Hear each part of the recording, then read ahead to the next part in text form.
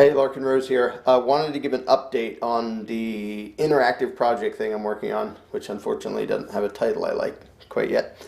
Could talk about this for hours, but I want to make this as quick and succinct as possible, so I will break it down into chunks. First of all, the problem, statism, authoritarianism, the idea that legalizing evil makes it good. Not only does it make otherwise decent people implement and enforce immoral, violent aggression in the name of law enforcement, but it makes most of the victims go along with it and feel an obligation to basically fund authoritarian empires and go along with stupid laws and oppressive garbage and cooperate. So the problem is not a particular regime, the problem is the belief in authority in people's heads.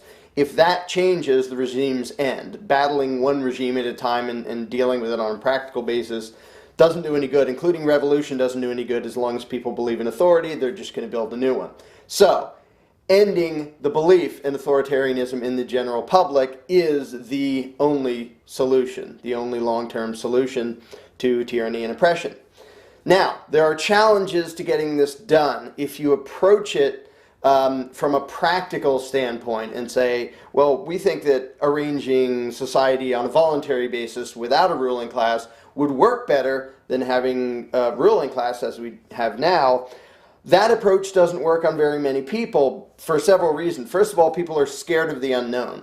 They're familiar with government. They don't know what there would be without it. And they've been trained to be scared of the idea of actual freedom, so they will predict, oh, if we don't have a ruling class, we'll all be violent cavemen and be killing and eating each other. And trying to have them understand economics and cause and effect takes a lot of effort. Every once in a while, somebody will understand it from that, from using that approach, but in my experience, that hasn't been very often. Incidentally, I'm basing what I'm talking about now in this project on almost 2 decades worth of personal experience of talking to statists, and I used to be a statist, of course, almost everyone was, and studying not just the philosophy and the concepts of liberty, which are fundamentally pretty simple, but the psychology of people and the things that get in the way of them understanding it and embracing freedom. It's like once upon a time a lot of slaves used to think that slavery was proper and that's how things are, and they were scared of the idea of being free. Well, that's a mental problem. Like, never mind escaping the physical chains, the thing that has to happen first is escaping the mental chains. In order to get somebody out of the authoritarian mindset, in order to deprogram them out of statism, you don't actually have to take an external set of ideas and smash it into their heads. And that's the way most arguments and debates go. You believe this, I believe this, we're going to yell at each other until one of us changes our mind, which is probably never, because that hardly ever works. The belief in authority and government is inherently contradictory. In any individual, just by asking them questions about what they believe and what they advocate, I can lead them to contradictions inside their own head. Up until now, up until this project, the best scenario, the best situation I can think of for getting someone to question and give up their authoritarian indoctrination is a one-on-one discussion where they're actually open to thinking about things, and it's calm, it's not adversarial, it's just discussing things. And I've done that with a lot of people. I've also done a lot of adversarial debates and arguments and, a whole range of different exchanges, one-on-one or one-on-100 or whatever. Until now, the best setting was somebody willing to sit down and think about things. Well, that isn't a very big percentage of the population that's willing to do that. And there's a very limited number of times that can be done. I'm me, there's a lot of other voluntarists, but if we're talking to the 7 billion statists out there, one at a time on a one-on-one personal basis, it's going to take forever to make a real dent in the mentality of the population of the world.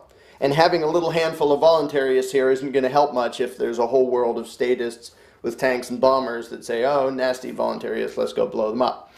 We have to get the numbers.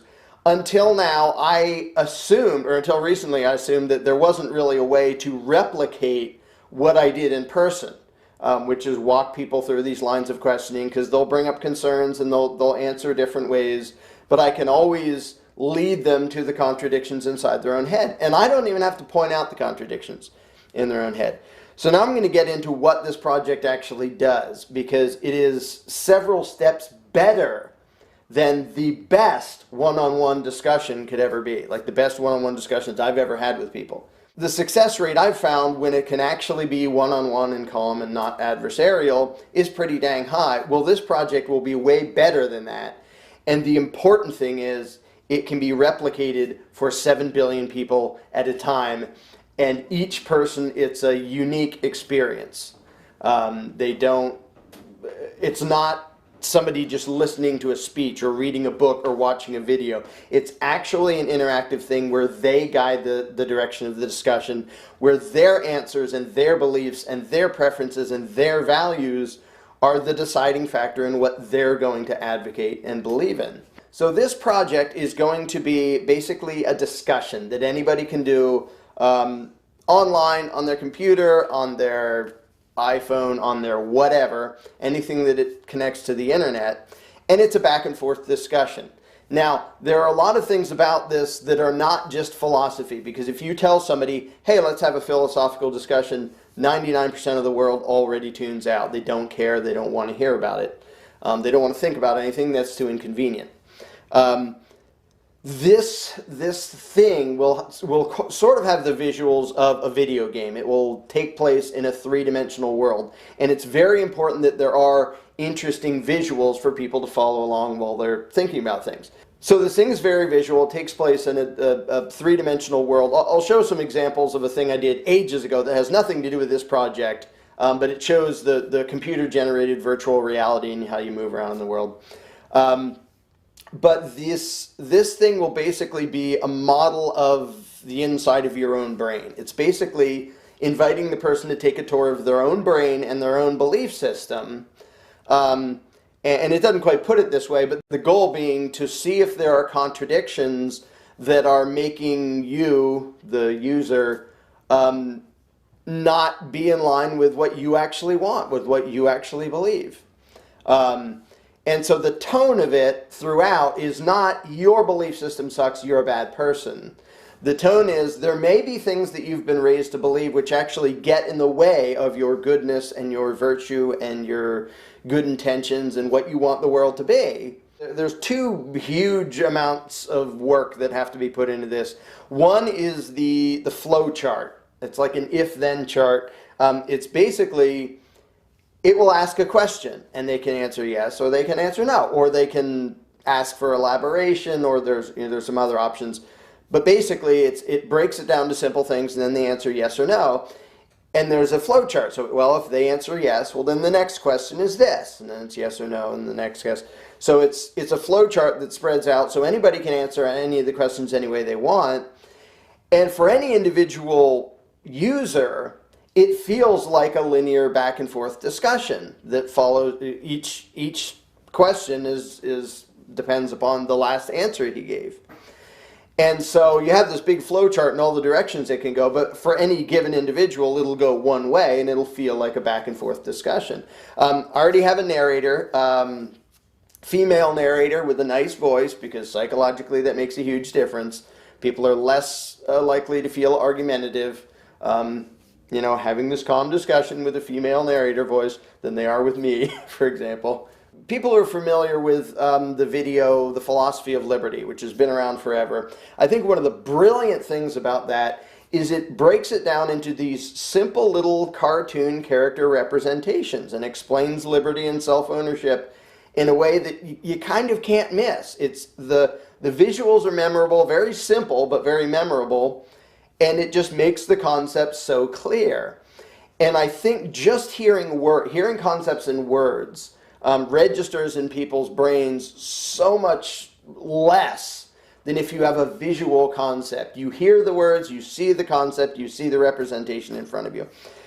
So so what they're seeing is they're basically going through a physical tour of a representation of inside their brain. Now, it doesn't look like a mushy brain. It has, representations of, here's the memory, here's our perceptions, here's the, at some point I'll do a sketch and you can see how that works. Now, I have to build that entire world inside a computer with 3D rendering. It's something I've done before. I already know how to do it. I already have the software. but it takes a lot of time to build an entire world. So visually, you're moving through this world as it's asking you about things, and you're basically examining your own brain. And it's very clear at the beginning about the fact that there's not going to be anything judgmental or argumentative in this. You, the user, you decide what's true and what's false. You decide right and wrong.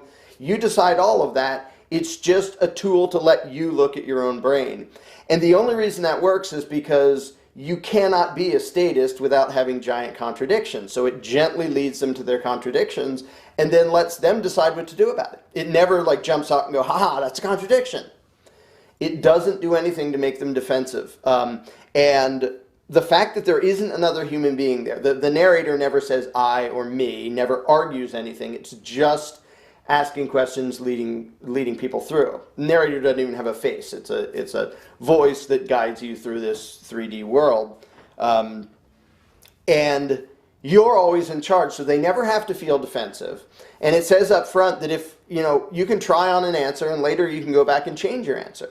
And that's one of the things that makes it really complicated to make, but a lot more effective. So it's not like, what's your answer? Yes or no? Ha ha ha. So they don't feel trapped. They can say yes, and then later they can say, well, maybe not always, and back up and change it, like in a real discussion. And the thing is, that's a perfect example of something that most people won't ever do in a real discussion, because especially if it feels at all adversarial, like we have different beliefs, and I just ask you something, and you gave an answer, and you're starting to feel uncomfortable with your answer, the natural thing to do is defend your answer, even if you now think it's stupid, because people are in combat mode. And no, I'm going to cling to whatever I said before, because I don't want to admit, no, that was stupid, I was totally wrong. But in this setting, where it invites you, it's like, try it out. Try out an answer, come back, try the other one. See what you think. There's no judgment. There's no being wrong. And it tells the user this up front. This isn't like a quiz that you either get it right or wrong. It's just a way to help you look into your own brain and see what's going on there. Because that's all you actually have to do to deprogram people out of authoritarianism. But it basically lets people in this visual world ask very simple questions, and they cover things like, it won't be worded this way, but like the idea of, can you delegate a right you don't have? Like, show a little group of people, if you don't have the right to steal his stuff, can you make it so the guy next to you has the right to steal his stuff? Well, no, obviously not. And so it just, well, what if 3 of you want to steal his stuff? And people can answer yes or people can answer no, and it takes the discussion wherever it goes. There are no dead ends in the flowchart, which is one reason it becomes, massively complicated to make, because people can make the most insane answers ever, and the program doesn't just go, oh, you're too dumb, I give up. It follows through.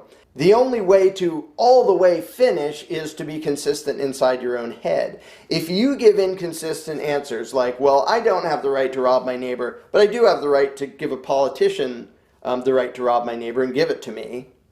If somebody answers that, it just clarifies the contradiction very gently, nicely. It doesn't say this is a contradiction, but it asks them questions to guide them through it, and then it just leaves them sitting in front of them. Well, you answered this, and then you answered this. Because this program keeps track of their answers so that it can refer back to it. And it's like, well, do you want to change this answer? Or you said this, and you said this. Do you think those match? Stuff like that. Another very important psychological thing is people can totally take their time. I mean, if you're one-on-one and you ask someone a question, what do you think about this? They instantly want to give an answer so they don't sound stupid going, Well, if it's a program, you can sit there for an hour before deciding the answer. And it's made so that you can check out of the application or the program or the whole project, whatever you want to call it, whenever you want and come back whenever you want. So you can go think about a question for a day or a week or a year and then come back and it'll know all the past answers you gave, and it'll pick up where you left off. So there's the 2 huge things that are taking work are the flow chart, where they can give any answer to any questions, and not only does it spread out and the discussion goes wherever it wants, but there are a bunch of fundamental points that the discussion has to get to, so it has to flow in such a way that it'll always get back around, however they answer, it'll get back around to these fundamental points. So it isn't just a free-form wandering off into oblivion discussion that never gets anywhere. And yet the whole time it feels like a smooth back and forth conversation to the individual user. It doesn't just randomly jump to an unrelated question. It always flows. So they feel like they're talking to a human being. But it's different for every user based on their answers. And then the other thing that's going to take a huge amount of work is making this three-dimensional world, the whole thing, and then rendering every single piece, the audio and the video. So for example, you come up to a little display and it gives a little representation and it asks you, well, do you think it's right for this person to do this? And if you say no, then it goes to a different representation and a different question, and it flows. If you say yes, it goes in a different direction. It might physically go into a different direction and show a different representation and something else. Now, that's a thing you can't do with real cameras, but you can with computer-generated graphics. So for the person, it's all one shot. It doesn't cut here and cut there. They are moving through this world. And if they answer yes, then they go that way, which is sort of like a video game. I can choose to go that way. I can choose to go that way. Either way, it's one smooth transition. So this discussion is one smooth linear transition for the user. There's a million ways it could go depending on how they answer. So far, I've designed the world. I haven't put it into the computer, but I finally came up with a design I actually like for the entire world. It involves our subconscious, it involves our memory, it involves our senses, our eyes or ears, that sensory input, our perceptions and how they change what we're seeing, how the memory changes that. So it's built a little bit like a factory where everything, like memory has an input on our perceptions have an input on our, what we're seeing before it gets to our conscious brain, and how it sort of sometimes distorts what we think we're seeing, what we think we're understanding, what's going on. So it's basically this big three-dimensional visual world that I now have the basic structure of the whole thing. That took a while before I got a structure I really liked. So the camera can cruise around in it and explain what's going on. Like, well, here's what we remember, and here are our perceptions, and here's our sensory input, and here's what we believe, here's our belief system, here's our rational processing brain, here's our subconscious.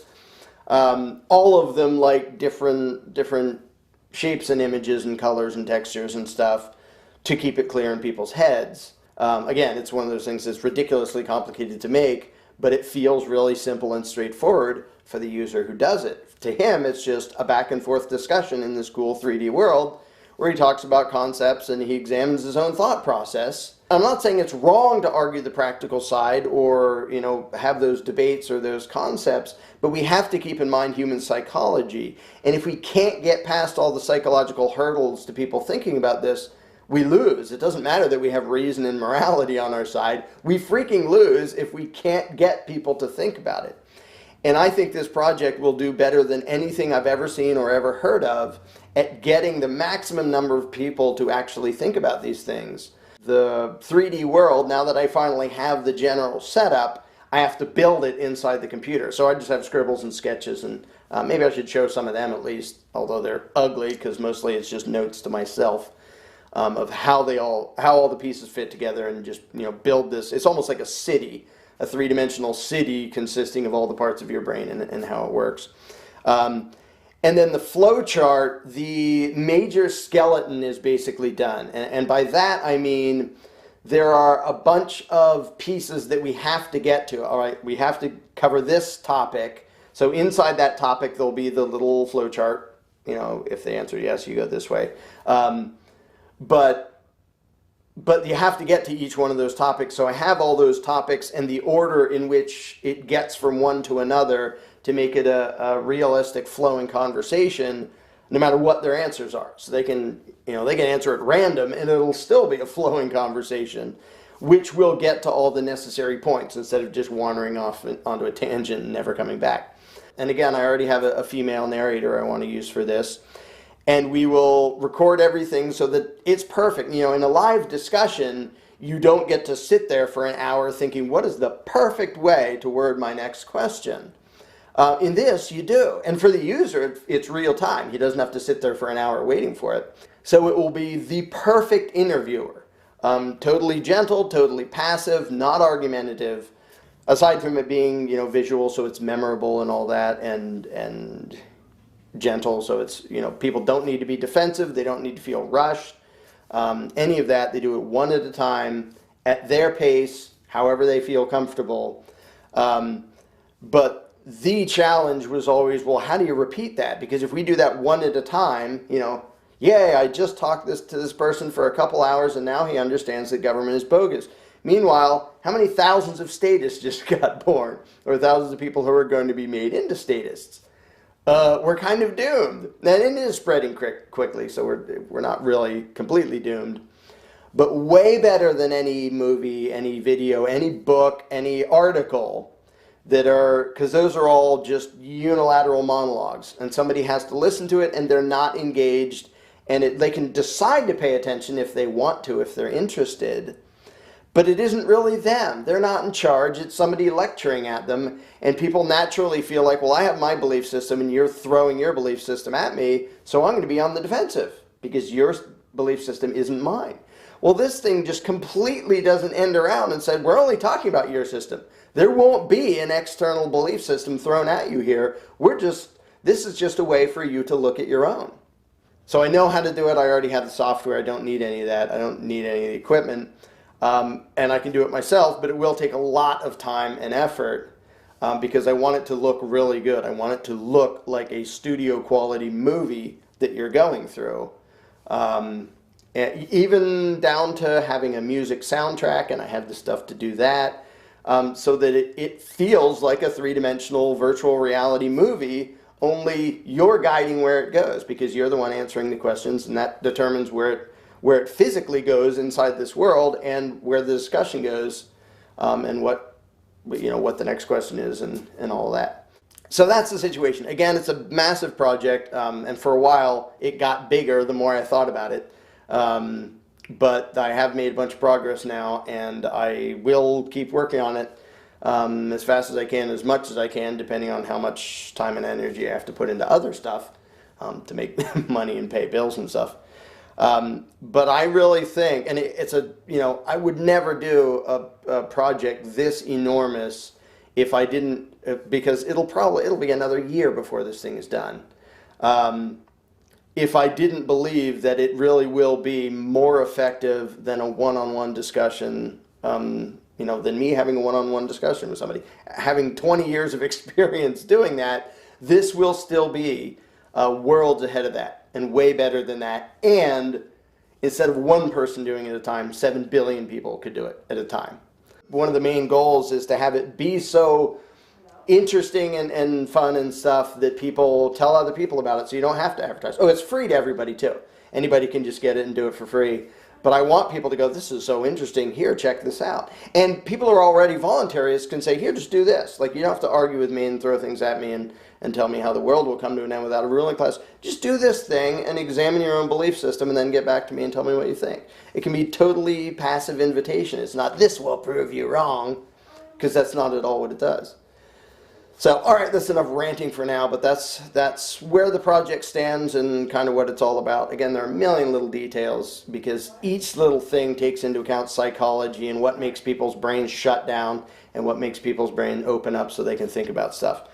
It won't have a 100% success rate because there's a lot of boneheads out there who don't want to think and never will.